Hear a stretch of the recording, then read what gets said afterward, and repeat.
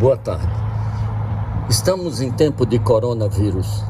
Não podemos nos reunir, mas quando não podemos nos reunir fisicamente, precisamos nos reunir ainda mais espiritualmente. E neste momento, espero estar chegando até a sua casa, compartilhando com você um pouco da palavra de Deus. Vai que este coronavírus vai contribuir para que o estudo que nós fazemos na quarta-feira para 30, 40 pessoas, hoje chegue a muitas casas. E você, inclusive, pode pegar esse estudo e compartilhar com as pessoas que você quer que venham a conhecer as maravilhas da palavra de Deus. Estamos estudando a história da igreja, bem no início da história da igreja. Início complicado, porque havia um homem chamado Saulo, que era um terror para a igreja. Mas Deus vai transformar este homem, e vai transformar este homem num dos principais pilares da história da igreja. Nós estamos no livro de Atos. Até o capítulo 12, o personagem principal é o apóstolo Pedro. Nas suas viagens relativamente curtas, pela Judéia sobretudo, e indo até Samaria, levando o evangelho. Mas Jesus Cristo havia dito que o evangelho deveria ser pregado a toda criatura. Jesus Cristo falou de confins da terra. E confins da terra, nós estamos falando de Paulo. Paulo é quem vai levar o evangelho de Jesus Cristo aos confins da terra. E esse confins da terra vai chegar até onde você está e até onde nós estamos agora. No capítulo 13, nós temos Paulo, até então chamado Saulo, na cidade de Antioquia. Por causa da perseguição, a igreja, parte da igreja, se desloca para a cidade de Antioquia, e Antioquia da Síria, se torna um centro do cristianismo.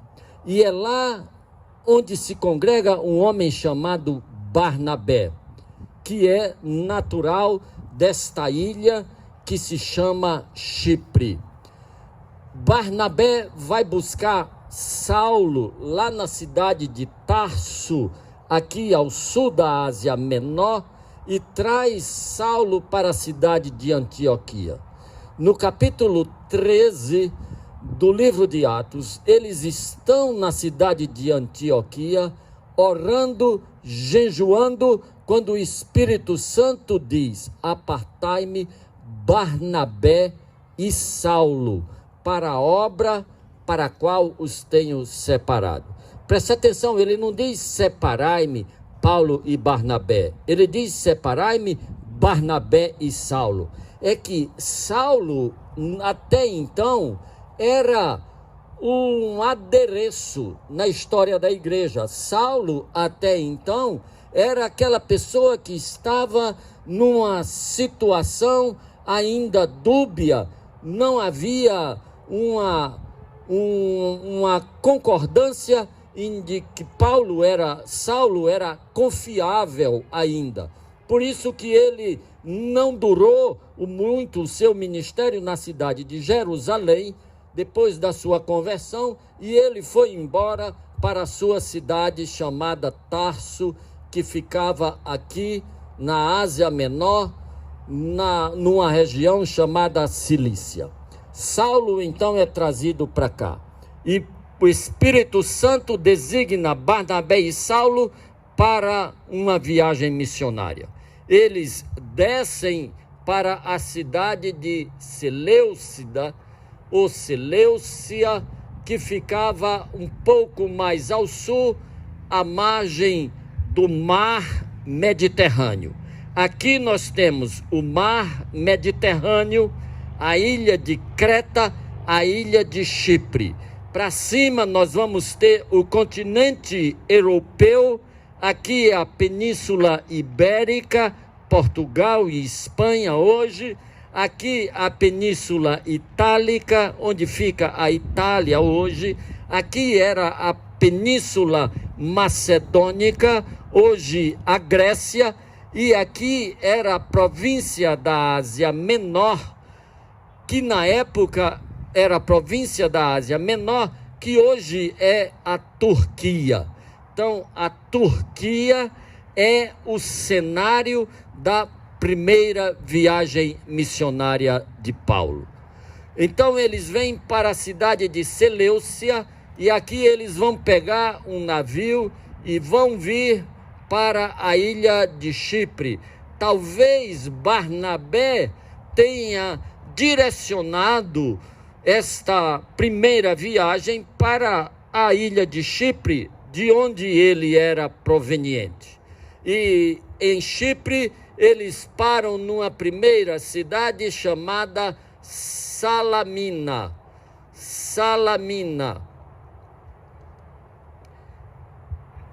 E vão para uma sinagoga.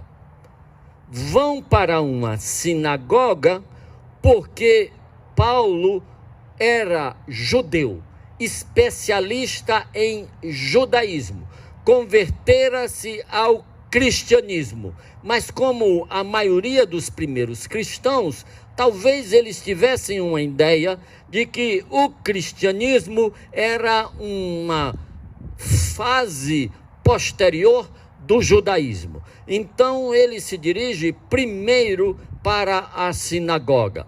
E o que é que Paulo vai fazer na sinagoga? Vai falar de judaísmo. E o que é que ele vai explicar nesta sinagoga? Ele vai explicar nesta sinagoga que Jesus, que é a base do cristianismo, que é a razão de ser do cristianismo, na verdade, ele é um produto do judaísmo. O judaísmo todo falava de promessas de um Messias. E então Paulo pega a partir do que estes judeus conheciam, que era as Escrituras, que era o judaísmo, que era esta promessa do Messias, para dizer, o Jesus que foi morto lá em Jerusalém é exatamente esse Messias que estava sendo esperado por toda a nação judaica. E Deus deu prova disso, ressuscitando ele dos mortos. Muitas pessoas são testemunhas da ressurreição de Jesus Cristo. E eu me encontrei com Jesus Cristo posteriormente numa experiência pessoal. Então eles pregam aqui na cidade de Salamina, sobretudo aos judeus. Depois eles atravessam a ilha e vêm para uma cidade chamada Pafos, no outro extremo da ilha.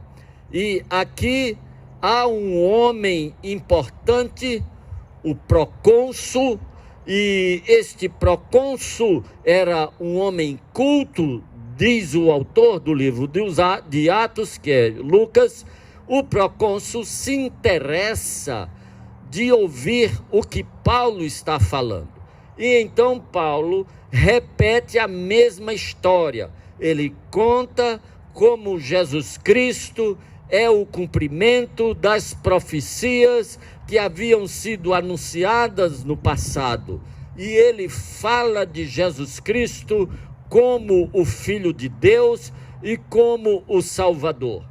Junto do procônsul tem um homem chamado Elimas, o Bar Jesus. Era um mágico, era um feiticeiro que ficava bajulando e rodeando o procônsul, e o procônsul se deixava influenciar por este homem. E quando Barnabé está explicando ao procônsul a respeito de Jesus Cristo, este bajulador fica o tempo todo atrapalhando. Aí Paulo perde as estribeiras e entra de tamanco nos peitos dele e diz: ó filho do diabo, cheio de toda a maldade, você está pervertendo os caminhos do Senhor, você vai ficar em trevas, você vai ficar sem ver a luz por algum tempo, para você aprender a respeitar o nome de Jesus. Imediatamente aquele homem fica cego.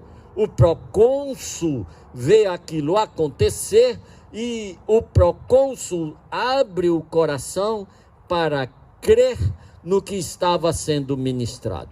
A partir daqui, a caravana não é mais Barnabé e Saulo. A partir daqui, Saulo passa a ser chamado de Paulo, e a partir daqui ele assume a liderança das ações. E a primeira ação é viajar de Chipre para a Ásia Menor. Eles vêm para cá, para uma cidade chamada Perge.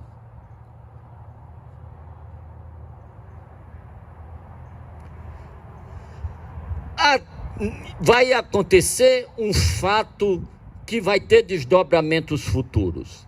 Até então, a comitiva era formada por Barnabé, por Saulo e por João Marcos, parente de Barnabé, que era um jovem naquela época e que acompanha a comitiva.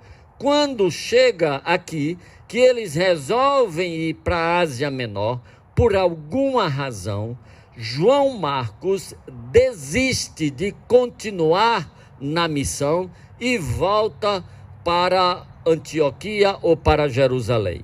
E Paulo e Barnabé seguem sozinhos para a província da Ásia Menor. Não sabemos por que João Marcos desistiu. O fato é que Paulo e Barnabé vêm para Perge e daqui eles vão para uma cidade chamada Antioquia. Atenção, não confunda esta Antioquia com esta Antioquia. Esta é Antioquia da Síria, uma cidade importante na história do cristianismo. Esta é Antioquia da Pisídia, uma das regiões ou sub-regiões da Ásia Menor, Antioquia da Pisídia. Quando eles chegam aqui, o que é que eles fazem? Vão para uma sinagoga. Fazer o quê? Pregar para os judeus que aquele Jesus que foi crucificado em Jerusalém era o Messias que havia sido prometido nas Escrituras, e Deus deu prova disso, ressuscitando ele dos mortos. O texto diz que, num primeiro momento, o público da sinagoga da cidade de Antioquia recebe de bom grado a mensagem de Paulo e de Barnabé. E, nesse primeiro momento, eles pedem que eles voltem no sábado seguinte para continuar a lhes falar deste Jesus. No sábado seguinte, a sinagoga está lotada. O texto diz que uma multidão dos gentios da cidade de Antioquia e judeus desta cidade se reúnem na sinagoga. E agora o público não era aquela reuniãozinha do sábado anterior, mas é uma multidão. Por alguma razão, os judeus desta sinagoga sentem inveja de aquela multidão estar ali para ouvir Paulo e Barnabé. E então eles fazem um rebuliço, eles amotinam algumas mulheres importantes da sociedade, algumas pessoas da cidade de Antioquia e se cria um tumulto. Muitas pessoas eram a favor de Paulo e Barnabé, mas outras eram contra Paulo e Barnabé. O que acontece? Eles têm que fugir da cidade. Então eles saem da cidade de Antioquia e vêm para uma outra cidade chamada de Icônio.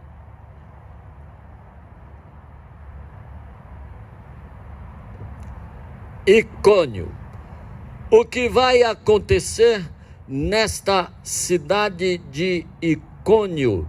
Vai acontecer parecido com o que aconteceu na cidade de Antioquia. Num primeiro momento, as pessoas se encantam com a pregação, mas depois há um tumulto e eles são obrigados a fugirem para a cidade de Listra.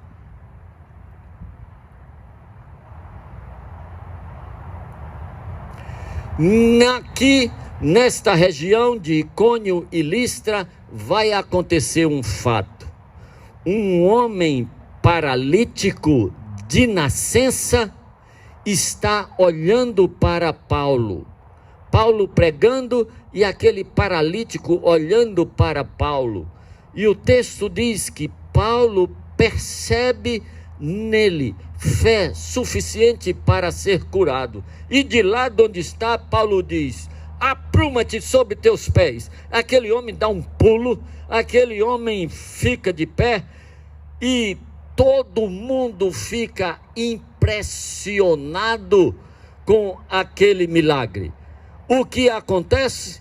As pessoas começam a dizer em língua licaônica, que era a língua desta região, de Icônio e Listra. Eles começam a dizer: os deuses desceram até nós. Os deuses desceram até nós. Aí sai correndo e vão buscar bois, novilhos, vão buscar grinaldas e eles querem agora adorar a Paulo e a Barnabé.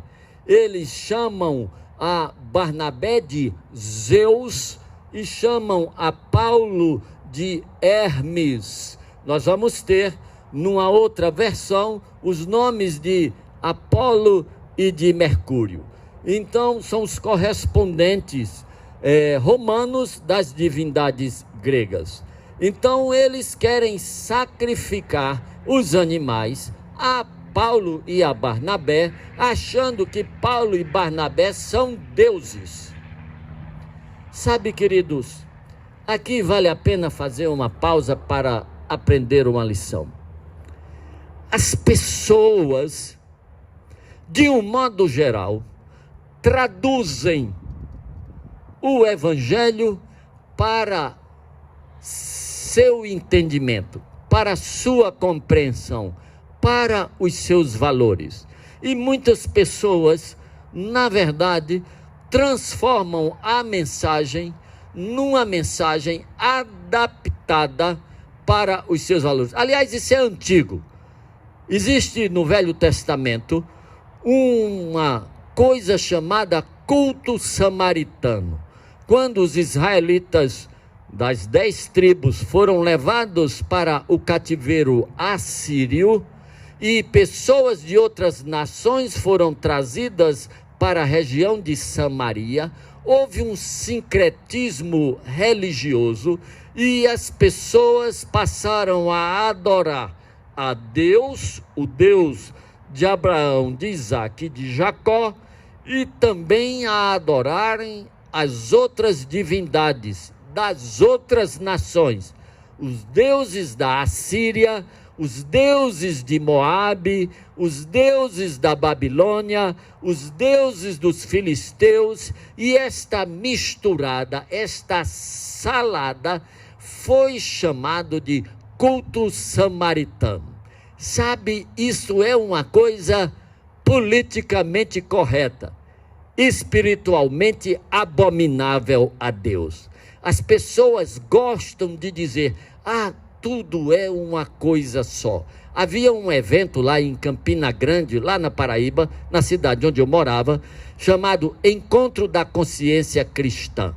Ele acontecia no teatro, que ficava na mesma rua onde eu morava, e neste encontro, que era um encontro internacional, muito badalado, tinha pessoas de todo tipo de religião.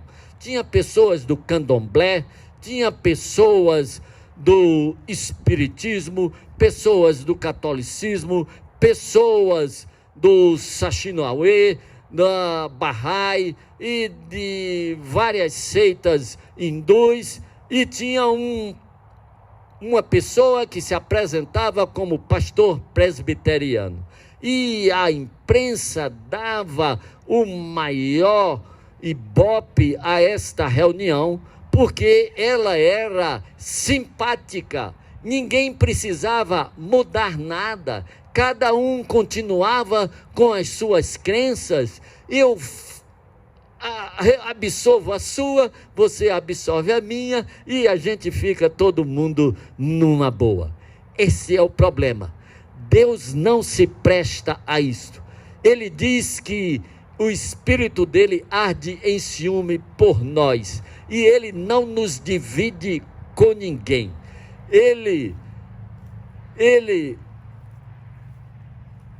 só aceita se for para sermos totalmente dele. Este encontro, que era chamado Encontro da Nova Consciência, corrigindo, o Encontro da Consciência Cristã foi algo que foi criado depois para combater esta abominação. Era Encontro da Nova Consciência, corrigindo, Encontro da Nova Consciência, isso que acontecia em Campina Grande.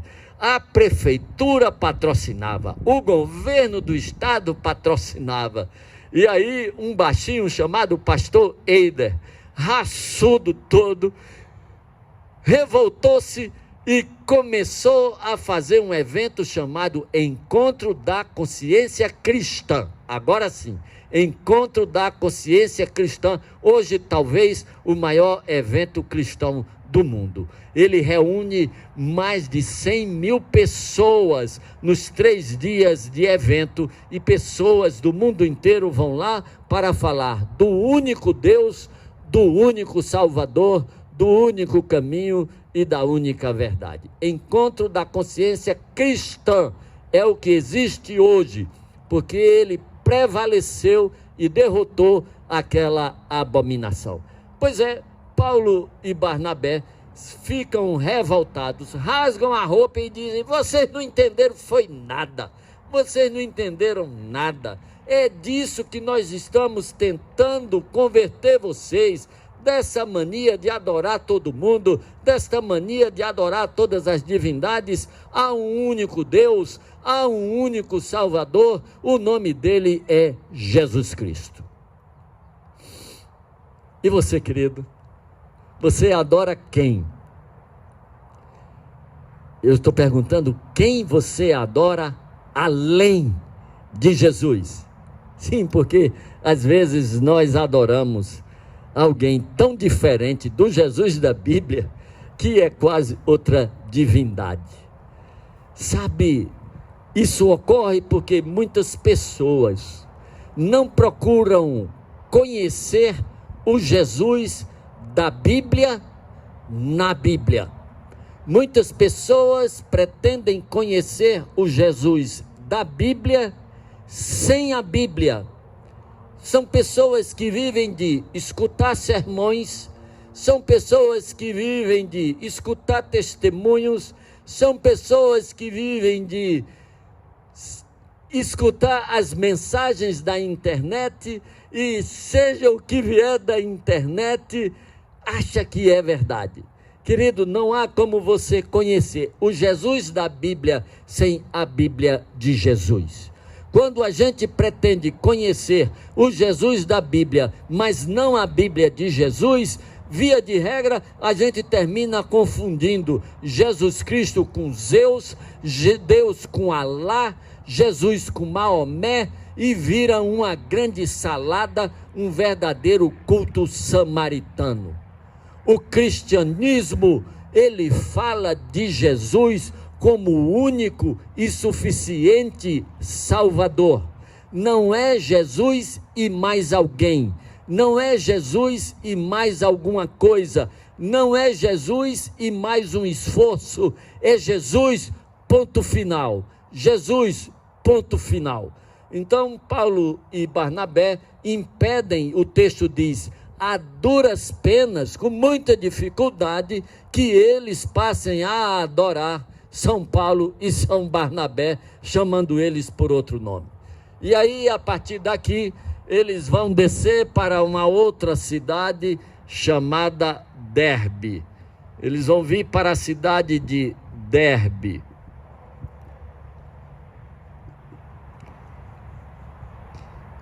E o texto diz que a pregação é absolutamente a mesma.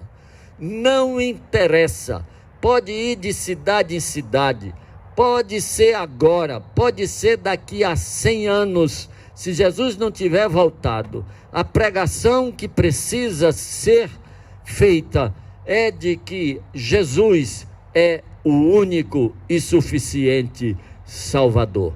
Qualquer coisa que fugir disso é culto samaritano. Eu fico impressionado como muito facilmente as pessoas migram da mensagem do Evangelho para estas mensagens paralelas. Mensagens paralelas. Eu e Simone, durante mais de 20 anos, viajamos muito pelo Brasil e aqui pelos Estados Unidos, dando testemunho nos encontros de casais e de jovens e pregando nas igrejas. Agora, mais de 30 anos depois, eu volto em algumas dessas igrejas e encontro algumas dessas pessoas e conversando, às vezes eu me assusto, porque elas chegam e dizem assim: mas pastor, olhe, aquele sermão que o senhor pregou, aquela história que o senhor contou, e conta uma história da qual eu nunca ouvi falar. Eu nunca ouvi falar naquilo. Eu nunca disse aquilo. E eles chegam e dizem: olha, foi do jeitinho que o senhor pregou, do jeitinho que o senhor disse, não tem nada a ver, eu nem sabia daquilo. O que acontece quando a gente vive um cristianismo de ouvir falar, quando a gente vive um Jesus do qual a gente ouviu falar, quando a gente adora um Deus do qual a gente ouviu falar. E a lição que eu gostaria de deixar para você, querido, nesta primeira viagem é esta: não se dê por satisfeito com ouvir falar. Vá procurar nas Escrituras, vá saber da verdadeira fonte, que é a palavra de Deus. Exatamente quem é o Jesus Cristo, em quem você está apostando a sua vida, em quem você está apostando a eternidade. Você está apostando a vida, você está apostando a eternidade em Jesus, num Jesus. A questão é, este Jesus é o Jesus da Bíblia? Se não for o Jesus da Bíblia, é um ídolo. É um ídolo que está usurpando o lugar do verdadeiro Salvador. E o texto diz que então Paulo e Barnabé voltam, passando por Listra, Icônio, Antioquia, Perge, e daqui eles viajam e voltam para a igreja de onde eles partiram. Queridos, há uma lição nisto. Paulo e Barnabé saíram para fazer um trabalho a partir de uma igreja. E quando eles terminam a missão, eles voltam para a igreja. Paulo e Barnabé dependiam e precisavam ter uma igreja. Você está desigrejado? Perigo grande. Desigrejado. a probabilidade de você começar a adorar um Jesus que não tem nada a ver com o Jesus da Bíblia é muito grande. Jesus nos salva no meio da rua, numa praça, numa casa, mas Ele nos congrega numa igreja. Quando Jesus vier, Ele vem para buscar uma igreja. Não me importa em que igreja você esteja, desde que seja uma igreja onde a Bíblia é lida e onde Jesus é anunciado como o único Salvador. Se você mora aqui pertinho, aqui em Orlando, e está desigrejado, e quer se igrejar com a gente, será um prazer. Nós nos reunimos, depois do coronavírus, nós nos reuniremos no número 403 da Saltman Kirkman Road. Mas até lá, você pode igrejar com a gente online. Nós vamos estar todos os domingos e todas as quartas-feiras transmitindo um culto à palavra de Deus para você. Se você tem alguma pergunta, você pode mandar a sua pergunta para este número que vai aparecer aí no final. Eu sou o pastor Carlos Alberto Figueiredo. A nossa igreja é a Igreja Episcopal Carismática Brasileira, Igreja da Trindade, aqui em Orlando, na Flórida. Deus abençoe você. Até a próxima viagem.